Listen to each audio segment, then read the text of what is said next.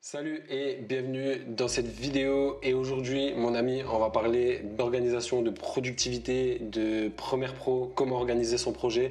Parce que quand tu fais du montage, il faut être rapide, hein, si tu as des projets à rendre, etc. Il faut être productif, mon gars. Du coup, je vais te partager mon système que j'ai mis en place au fur et à mesure du temps. Parce qu'au début, c'était absolument pas ça. Je balançais absolument tous mes fichiers dans Premiere Pro. Je perdais un temps monstrueux. Dès que je voulais un rush en particulier, il me fallait 2-3 heures pour le trouver. Enfin, 2-3 heures, j'abuse, mais bon, tu m'as compris. Donc, je vais partager ça avec toi. Mais avant de passer sur Premiere Pro, je vais te parler un peu des disques durs. J'ai ici 2 disques durs. De type classique. Donc ça, c'est mes disques durs de stockage. Ils font tous les deux 4 Tera. Et là-dessus, je fais mes backups, tout ce que je dois stocker. Dès que j'ai des gros projets, que j'ai fait des voyages ou des rushs que je dois absolument pas perdre, je les copie simultanément sur les disques durs. Comme ça, si j'en ai un qui me lâche, et ben j'en ai toujours un deuxième de secours. Et pour travailler, je suis sur un SanDisk, un SSD de 1 Tera. Donc si jamais tu sais pas la différence, les disques durs SSD, c'est full électronique à l'intérieur, c'est beaucoup plus rapide, c'est moins fragile aussi du coup. Celui-là est même anti-choc ça se dit. Ouais, bref, tu m'as compris. Je peux le faire tomber, je crois même qu'il est étanche si je dis pas de conneries. Et du coup, c'est vraiment là-dessus que je vais mettre mes projets mes projets du moment sur lesquels je travaille, et je vais utiliser cela pour stocker. Et donc, les disques durs type classique, tu as une roue à l'intérieur du disque dur avec une aiguille qui va lire et graver les données.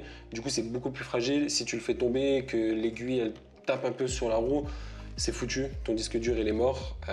Si je dis pas de bêtises, il me semble que pour récupérer des données sur un disque dur, c'est entre 1000 et 2000 euros. Et ça, c'est si tu peux les récupérer. Donc autant te dire qu'il vaut mieux investir dans plusieurs disques durs et être safe de ce côté-là. Voilà, sinon ça peut très vite te coûter cher. Donc voilà, on va passer sur l'ordinateur, je vais te montrer comment je m'organise, comment j'organise mes disques durs. Ensuite, on passe sur Premiere Pro et là, je te montre comment j'organise les projets. Alors voilà, comme tu peux le voir ici, j'ai mon disque dur SSD, je vais créer différents dossiers, j'ai tous mes projets business, tous mes projets privés, mes vidéos YouTube, tout ce qui est contenu Instagram, photos, vidéos, etc. Ça, c'est vraiment mon stock de photos de manière générale. Ensuite, dans les dossiers, je vais tout simplement créer un dossier avec le nom du projet que j'ai fait. On va prendre l'exemple de mon projet. J'étais une semaine sur un voilier qui s'appelait Aster. Et du coup, ensuite, je vais faire des dossiers avec les différentes caméras. En général, je crée un dossier où je mets toutes les photos qui ont été faites.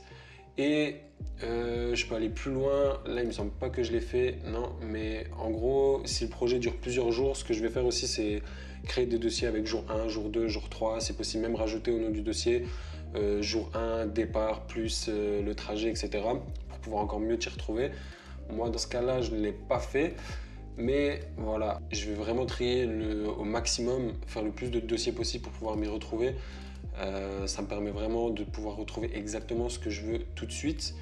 Et aussi, donc bien évidemment, sur le disque dur SSD, dans le dossier que j'ai créé du projet, je vais créer un dossier projet où je mettrai les projets Premiere Pro, bon là j'ai un peu testé Final Cut, After Effects, et du coup il faut bien, ça je te le montrerai quand on va créer le projet sur Premiere Pro, mais en gros, avant de lancer Premiere, aussi te faire un petit dossier projet. Voilà, donc on va passer sur Premiere. Donc on se retrouve ici, on va faire un nouveau projet, on va lui donner un nom. Donc là, on va utiliser l'exemple d'Aster. Aster en mer, là on va aller dans Parcourir et on va bien sélectionner le dossier projet dans le dossier Aster en mer. Donc pareil, je vais aller sur mon disque dur SSD, privé, Aster en mer, je vais prendre le projet. Bon là il y en a déjà un mais c'est pas grave, on va le mettre. Du coup là il faut bien vérifier que ça a été mis. On clique sur OK. On va éviter Aster en mer test. Là ça devrait passer. Voilà, donc là on a un projet vierge qui se crée. Et là ce que je vais faire c'est tout de suite créer 5 chutiers comme ça. Je vais les renommer avec des numéros pour qu'ils restent bien dans l'ordre. Je vais créer un chutier séquence, un chutier rush, audio, calque d'effet, et le cinquième c'est pour tout ce qui est source, s'il y a des incrustations à faire ou des images à rajouter par la suite. ça ira là-dedans. Dans séquence, je vais tout de suite créer un autre dossier, séquence imbriquée, parce que tout au long du montage, je fais énormément de séquences imbriquées, et du coup, je préfère les mettre là-dedans pour que le chutier, cet endroit-là, il doit toujours rester le plus propre possible pour que tu puisses t'y retrouver. Du coup, je crée tout de suite ça, parce que sinon, les séquences imbriquées vont se mettre ici, donc au fur et à mesure, je vais les glisser dans les séquences imbriquées. Ensuite, les rushs, un peu comme dans les dossiers, je vais créer différents chutiers avec par exemple hop, avec A7 III, Mavic 2, GH5 par exemple. Les audios, j'en crée aussi tout de suite deux autres où je mettrai musique, sound effects, pareil pour pouvoir mieux me retrouver. Ensuite, les calques d'effets, en général, j'en crée un et c'est le même que je remets à chaque fois. Les paramètres dessus ne s'appliquent pas forcément, donc pour ça, c'est bon. Et les sources, c'est comme je t'ai dit avant, tout ce qui est photos, incrustations que je vais rajouter par la suite. Dans les séquences, on va faire plus simple. Maintenant que tu as vu comment j'ai créé le projet, je vais prendre le projet de mon road trip en Suisse. Ce sera plus intéressant. Donc tu vois, projet, musique, etc. Voilà, le projet est ouvert, donc comme le projet qu'on vient de créer, tu vois à peu près, enfin c'est la même organisation, mes rushs, mes audios. Donc là dans les rushs, tu vois que j'ai filmé avec le GH5, le Mavic 2, l'Osmo Pocket.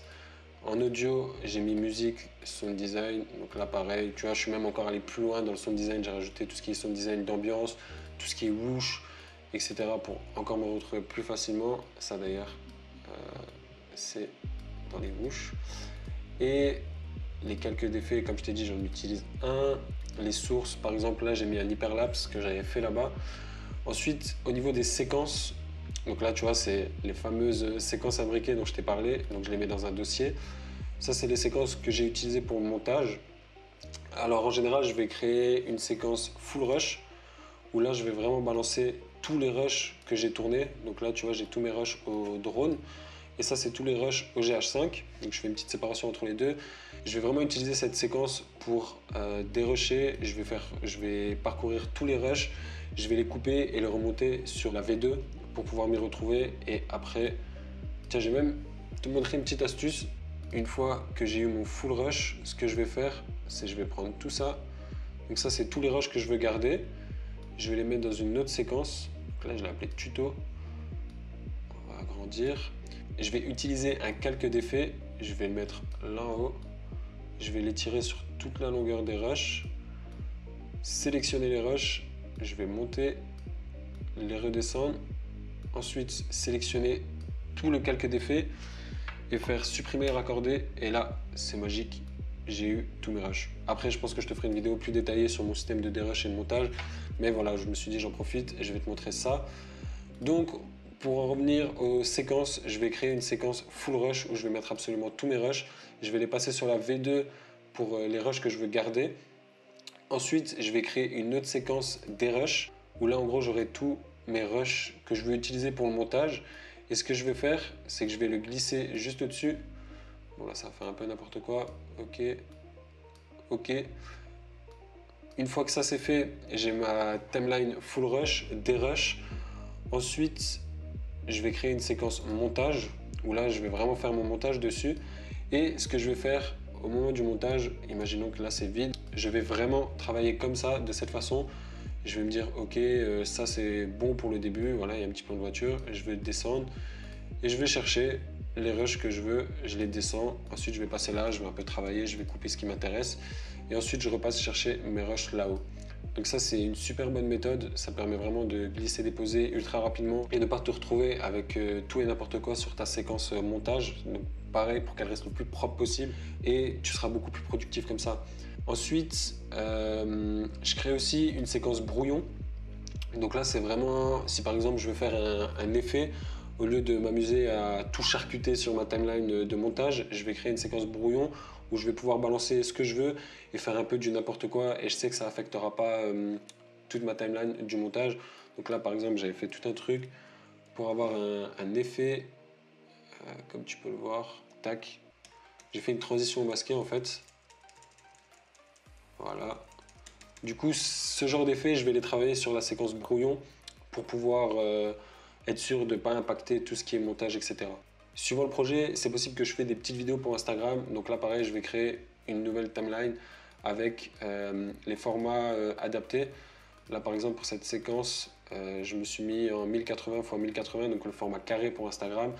Et là, pareil, cette vidéo, je l'ai faite en 16 neuvième, mais je l'ai aussi fait pour mon feed Instagram, que tu peux d'ailleurs aller voir si tu veux. Et voilà pour les séquences. Je pense qu'on a fait le tour. À mon avis, la vidéo va être un peu longue, j'ai un peu tourné en rond. Mais voilà, tu as une idée de mon organisation. Et voilà, c'est vraiment important d'être organisé dans ton projet. Ça peut te faire gagner énormément de temps et ça rendra le travail beaucoup plus agréable parce qu'il n'y a rien de pire de travailler sur un projet où c'est du n'importe quoi et galérer à chercher sans arrêt les rushs que tu veux. Donc voilà, c'est mon système que j'ai mis en place au fur et à mesure. C'est rien d'extraordinaire non plus, mais ça me permet de travailler dans un environnement propre, un logiciel et un projet propre. Donc si la vidéo t'a plu, je t'invite à t'abonner à la chaîne et si jamais tu as d'autres questions ou tu veux d'autres vidéos de ce type, je te laisse mettre en commentaire ce que tu aimerais, que ce soit du dérush, du montage ou d'autres choses. Je te laisse vraiment mettre ce que tu veux en commentaire et j'en ferai sûrement une vidéo. Donc voilà, je te dis à bientôt pour une prochaine vidéo. Ciao!